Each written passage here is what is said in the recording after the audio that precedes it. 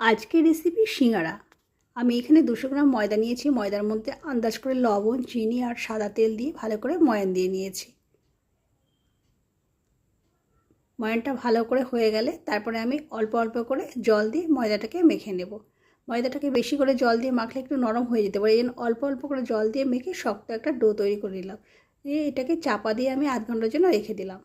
এবার সিঙ্গারার তরকারিটা করে নেব। প্রথমে চিনাবাদামটাকে কড়াইতে দিয়ে ভালো করে লাল লাল করে ভেজে তুলে নিয়েছি। ওই তেলের মধ্যে 1/4 চামচ 5 ফোড়ন, একটা শুকনো লঙ্কা 2 টুকরো করে ফোড়নে দিয়েছি, দিয়ে আলুটা দিয়ে দিয়েছি। তারপর আন্দাজ করে লবণ দিয়ে আলুটাকে একটু ভাজা ভাজা করে নিলাম। আলুটা সামান্য একটু ভাজা ভাজা হয়ে গেলে তারপরে কেটে নেওয়া ফুলকপিটা আলুর মধ্যে দিয়ে দিয়েছি। দিয়ে আবার একটু আলু ফুলকপির সঙ্গে বেশ নাড়াচাড়া করে নিয়ে এবার একটু হলুদ দিয়ে দিলাম। হলুদ দিয়ে আলু ফুলকপিটা ভালো করে ভাজা ভাজা করে নিয়েছি। নিয়ে আদা কুচি, লঙ্কা কুচি, ধনেপাতা কুচি সব একসঙ্গে একে একে দিয়ে দিলাম। ধনেপাতা, লঙ্কা, আদা কুচি সব দিয়ে এরপরে 1/2 টিস্পুন জিরে গুঁড়ো, 1/2 টিস্পুন ধনে গুঁড়ো দিয়ে আলু কপিটাকে ভালো করে কষে নিলাম।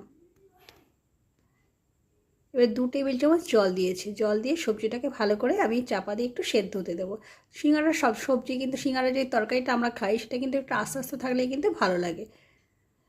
ওই জন্য আমি আস্তে আস্তে রাখার জন্য বেশি জল দিলাম না, অল্প করে জল দিয়ে চাপা দিয়ে মিনিট 5 রেখে দিলাম। তারপর মিনিট 5 পর চাপাটা খুলে দেখলাম আলু ফুলকপিটা অনেকটা সেদ্ধ হয়ে গেছে। তারপর একটু চিনি দিয়েছি, নাড়াচাড়া করে নিয়ে চিনাবাদামটা দিয়ে দিলাম।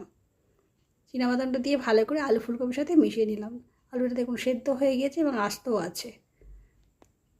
এবার আধ ঘন্টা পর ফিরে এসে ময়দাটাকে ভালো করে একটু ঠেসে নিলাম, নিয়ে ছোটো ছোটো করে নিচ তৈরি করে নিলাম।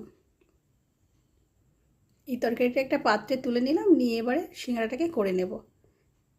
এই নিচগুলোকে পাতলা পাতলা করে বেলে নিলাম। মাঝখানটা আধখানা করে কেটে নিয়ে এভাবে ভাঁজ করে নিলাম। খুব সোজা প্রসেসে কিন্তু আমি সিঙ্গারাটাকে করে নিচ্ছি।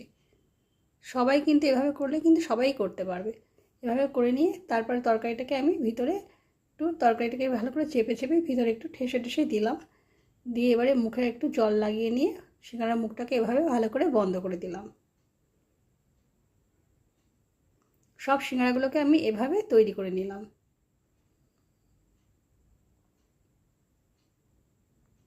এবার সিঙ্গারাগুলোকে আমি ভেজে নেব।